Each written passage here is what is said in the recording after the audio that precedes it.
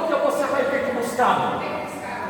Não chute o balde, porque você vai ter que buscá-lo. Se Deus pôs esse balde na sua mão, segura firme em nome de Jesus.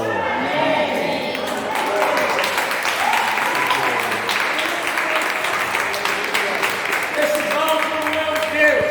Eu não fiz semana passada. Não chuta, viu, irmão? Pode continuar. Meu Deus. Aí, pastor, eu tive assim, eu falei, não estou aguentando mais essa situação, porque o meu filho é muito rebelde, o senhor sabe, já comentei uma vez aqui sobre ele.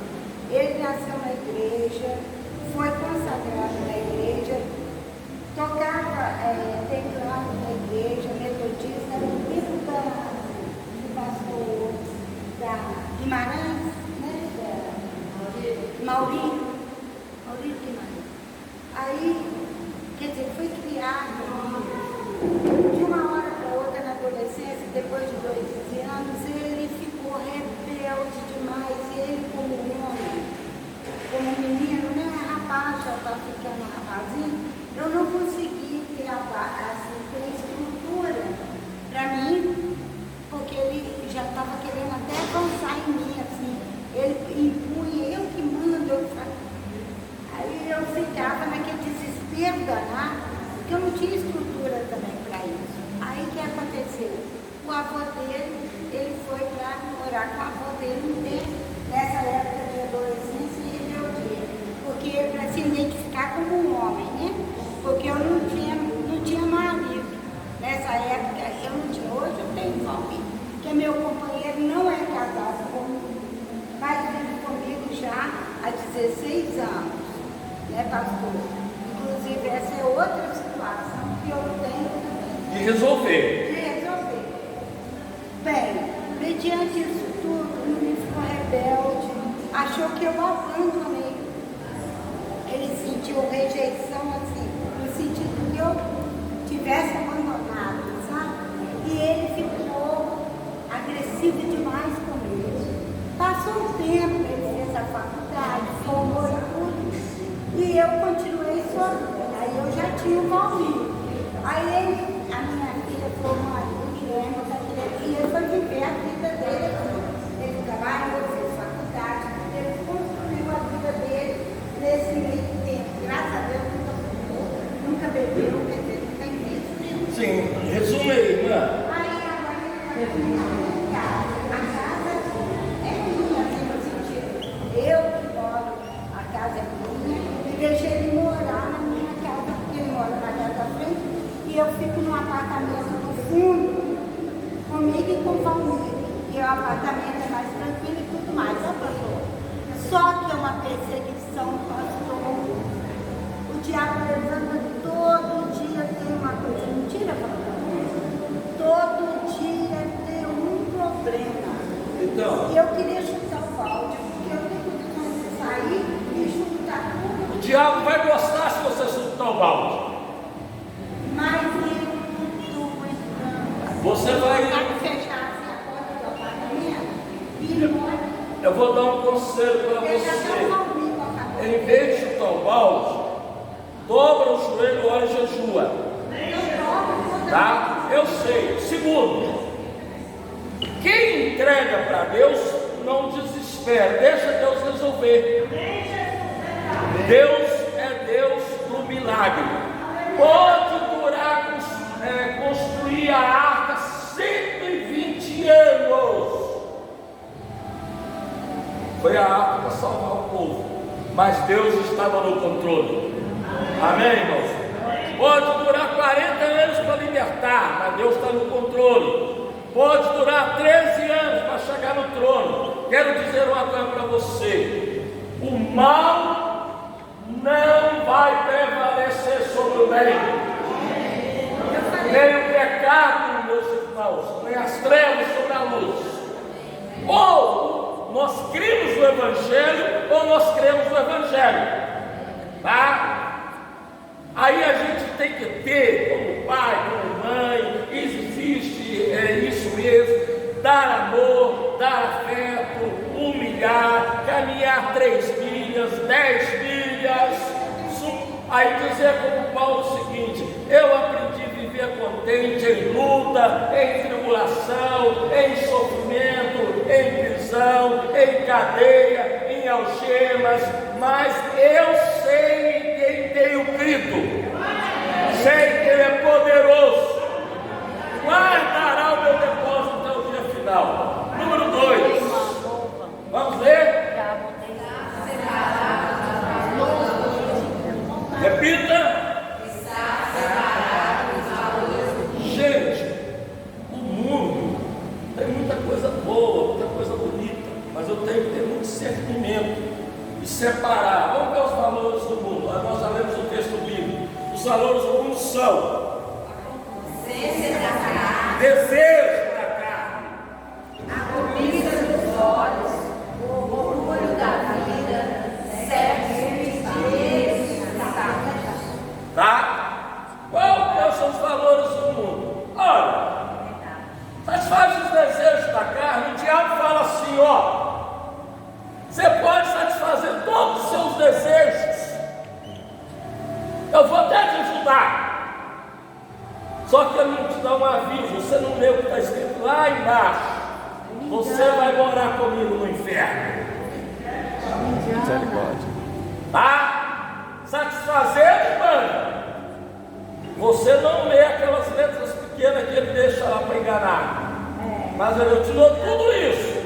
Mas a fatura é que eu vou te dar uma morada eterna. Você vai queimar comigo para sempre. É duro, mas é bíblico, irmãos. Tá? Vamos lá. Gatilho, pensamento, sentimento, atitude. Lê comigo. pensamento, sentimento, atitude. A gente, quando algo acontece conosco, dispara um gatilho. É verdade ou não é? Aí a gente transforma aquilo num pensamento. Depois do pensamento, a gente começa a sentir: não gostei. Aí o negócio já está, olha, no terceiro estágio. Aí eu vou para a ação. Aí eu chuto o balde. Só que Jesus fala assim: agora, filha, você vai ter que caminhar até aquele balde e pegar ele. É o que eu estou fazendo. Tá? Viu? Terceira lição: ter. Vamos repetir? Você se autoavalia? Como está a sua vida espiritual? Como está a sua vida emocional? Como está a sua vida na comunidade? Como está a minha vida? Ter uma autoavaliação. Como está a minha vida na família? Como é que eu trato a esposa? Como é que eu trato os filhos? Como é que eu trato os netos? Como é que eu trato as pessoas que vão me causar problema? Ter uma autoavaliação. Como é que eu trato o meu patrão? Gente, eu já tive patrão bom, mas já tive patrão com só o sangue do cordeiro. Olha o que Paulo diz: ter a graça, 1, 2, 3. Pela graça que me foi dada, digo a cada um de vocês: não se julguem mais do que convém, mas avaliem-se a Deus mesmo, com verdade, que de acordo com a fé, Deus lhes apresentou a cada um. Um dia eu fui numa reunião de oração e eu fiquei muito preocupado. Vocês lembram daquela música assim: o culto hoje vai ser maravilhoso, porque Jesus vai derramar o seu poder? Quem lembra? Vamos cantar um pedacinho? 1, 2, 3. Hoje vai ser Vamos bater palma. porque Jesus vai derramar o seu poder. Vamos lá.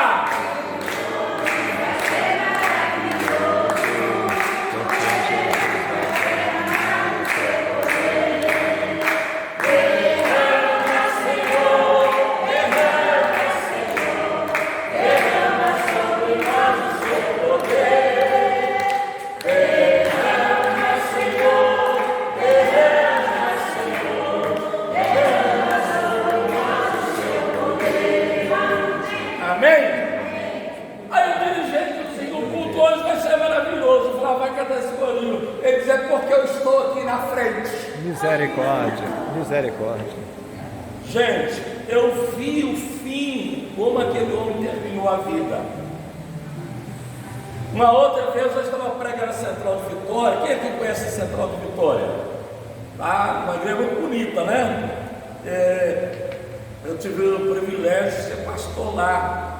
Aí Deus pôs uma palavra no meu coração que ficou queimando. Diga que não adianta dar glória a Deus na igreja e em casa dormir no sofá. Eu falei, gente, você ia falar um negócio desse na igreja? E a igreja na época estava numa explosão de crescimento, tempo lotado, galeria lotada. Aí eu disse assim, não adianta. Em casa, na igreja, dar glória a Deus, em casa dormir no sofá. Mas na inspiração da pregação, quando eu cheguei na porta, a mulher falou assim, meu pé só sabe que lá em casa é assim. Porque, irmãos, a gente tem crente que não faz uma autoavaliação. O texto diz o seguinte, não se julgue mais do que convém. Repita comigo. Não se julgue mais do que convém. Outra vez.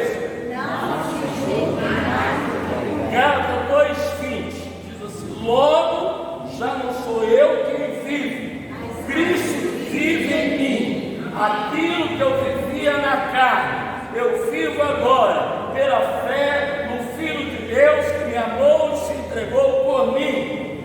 Amém? Amém. Então eu estou aqui para dizer o seguinte, o seu eu não existe. O seu ego foi crucificado com Cristo Jesus. Amém. Quem vive em você é Jesus. Amém. Vamos ler, 1, 2, 3. Todos nós temos um relacionamento com nós mesmos.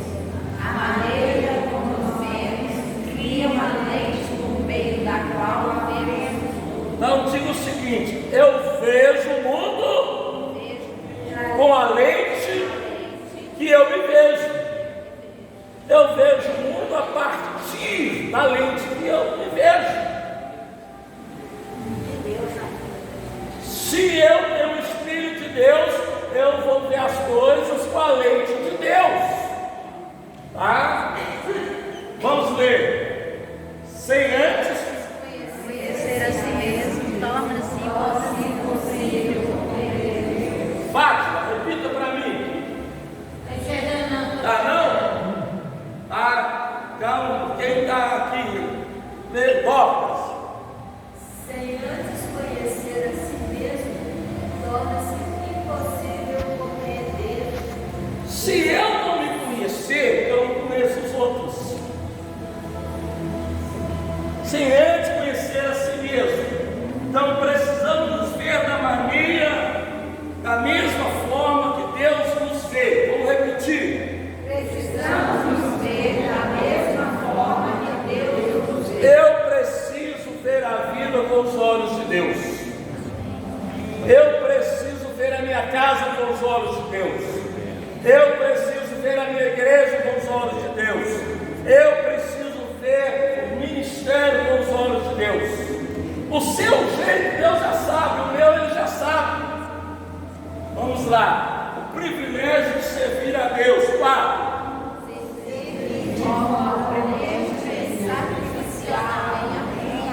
Vamos repetir?